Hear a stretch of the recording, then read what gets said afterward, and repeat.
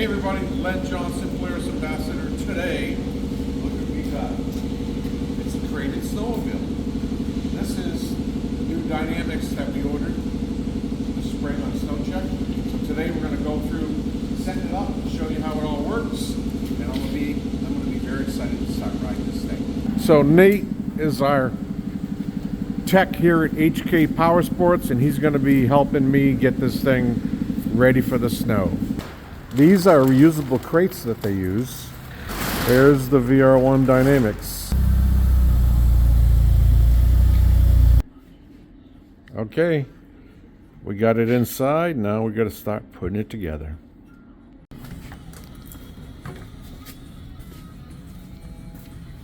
So at this stage, Nate is taking the side covers off to access the engine compartment. There's more goodies in there. So one of the things that makes the Dynamix different, besides the shocks, is that the computer, which controls this whole thing, is mounted right there on this sled. So Polaris has mounted it right in front of the fuse access panel where all the fuses are.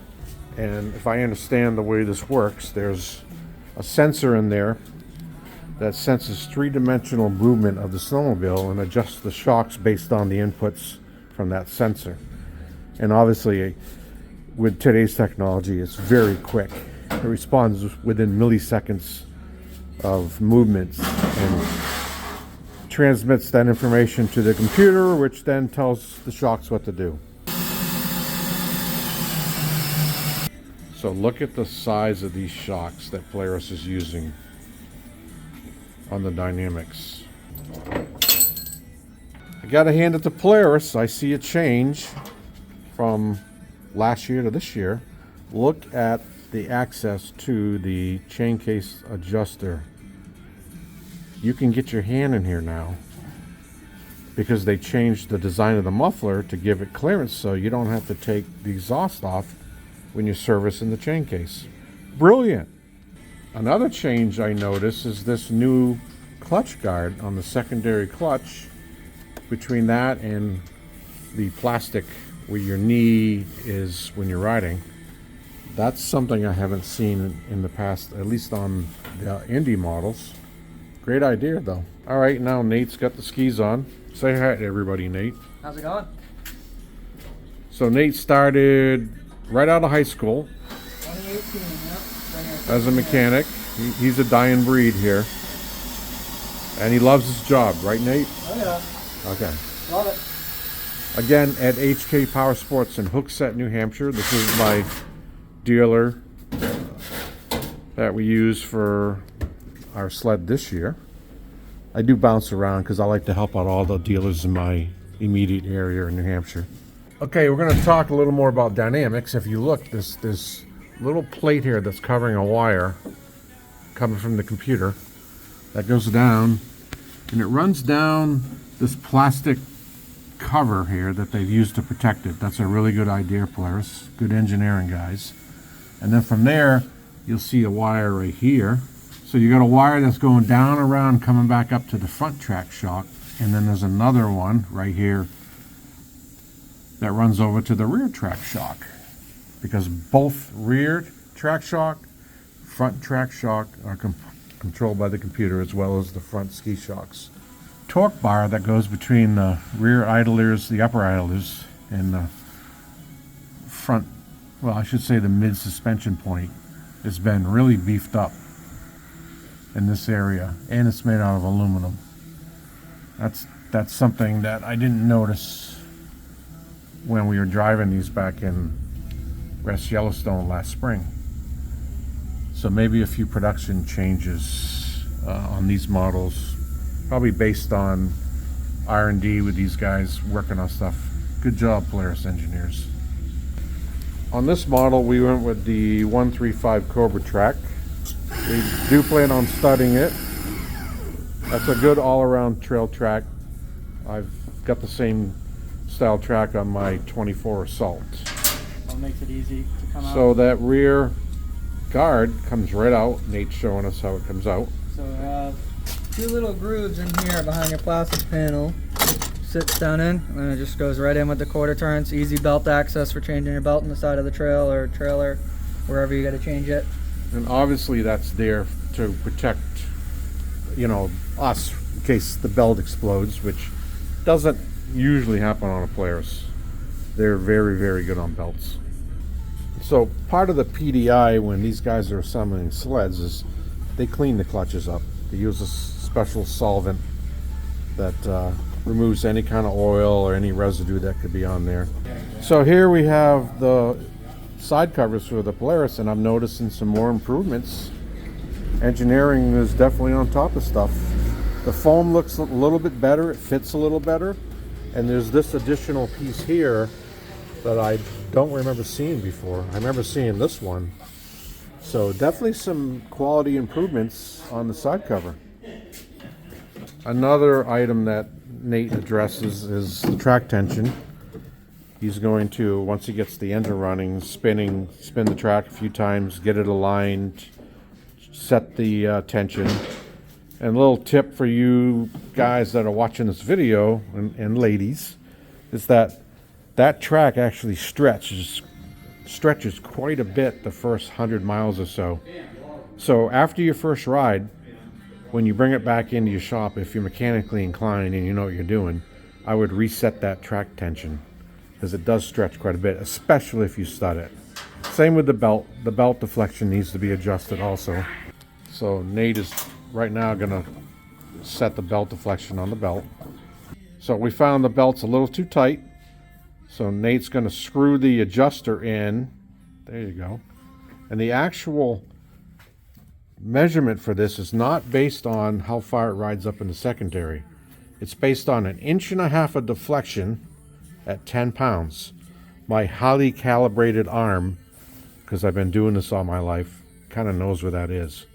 But you got to get at least 1.5 inches of deflection at about 10 pounds pressure. So that's probably a little bit on the loose side, so we're going to tighten it up. So another thing that HK Powersports does is they actually check the chain case oil level. And it looks like Nate's going to have to put some in because it looks a little bit on the low side.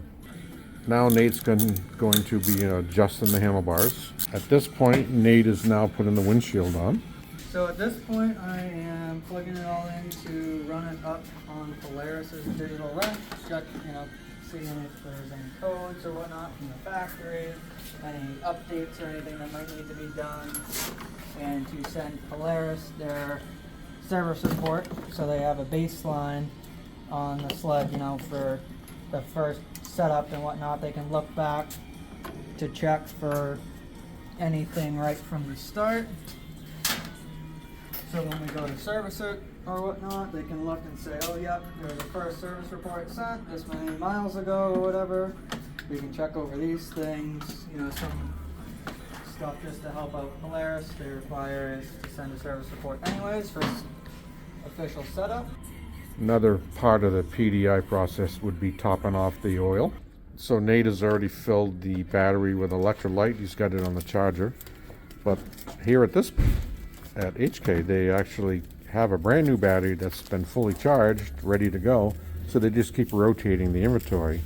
That way you're assured that you get a freshly charged battery. PDI stands for what, Nate? Pre-delivery inspection.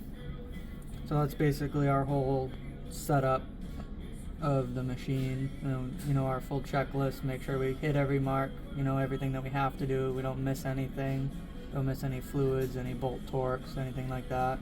You can go through and make sure that we do everything correctly so the customer doesn't run into any issues. HK also provides their techs with manual checklists of things that they have to check off on when they're assembling these snowmobiles. So real quick review at this point. We've filled the chain case, or I should say topped off the oil in the chain case. He's put the skis on. He also lubricated the bushings in there before he did that. He's got the battery ready to go. It's just got to be installed. Track has been, tension's been set and alignment checked. Belt deflection is good. Remember, 1.5 inches at 10 pounds. Nothing to do with how it rides up on the secondary. It's based on this, because as it wears, it won't always ride in the same spot here. So you can't use that. It's a good visual reference, but the actual spec is 1.5 inches at 10 pounds of deflection. And if you're good about maintaining that, you get better performance out of your clutching. All right, here's a tip for when you're working on batteries and stuff. Nate is going to be putting the positive terminal on first, and then the negative. The reason we do this is because if your negative is already hooked up and you're putting the positive on, and you're using a wrench or something, and you accidentally short it between the positive terminal, let's say the brake caliper, that causes a dead short, which could be super dangerous. So the procedure is, when you're doing battery installs, positive first and then negative last. When you're taking things apart, it's the other way around. You take the negative off first and then the positive.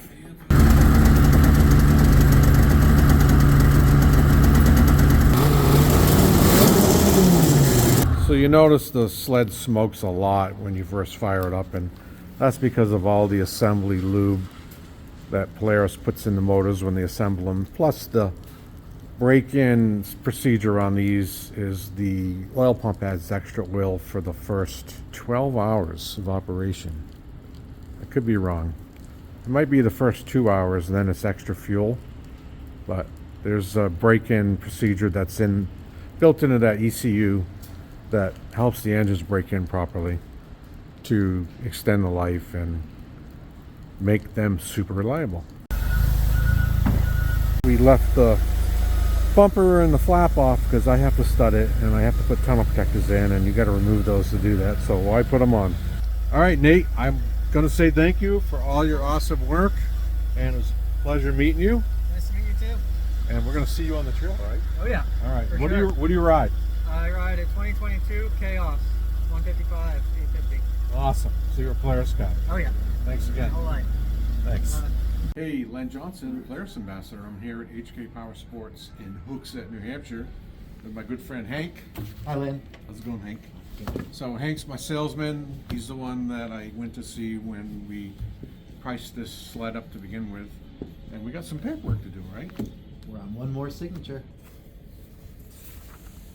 Awesome. Hey, Polaris Ambassador Lenn Johnson. I'm here at HK Powersports with General Manager Kevin Snow. Len, good to see you, buddy. Hey, good seeing Thanks you. for the business again. We appreciate it. Yeah, I'm looking forward to riding this thing. Yeah. Yeah. We're looking forward to hearing your feedback. I know you got to ride the Dynamix out west last year, Yeah. but none of us have gotten to ride it yet. You know, we got one as a demo this year too, so I'm super excited to get some miles on ours. Compare notes a little bit, but really excited to see what that sled can do out there on the trails. Yeah, and we're gonna, you know, if we're out there riding and you people watching this video, if you see us on the trails, wave me down, try the sled. It's amazing, and you know, this is the first year that sled's gonna be on the trails. So Yeah. I'm really hoping that you know, becomes a big seller for Polaris, because I was so impressed with it. I had to order one. Yeah, I think it will. You know, we've seen some electronic suspension in their Razor stuff that works really well.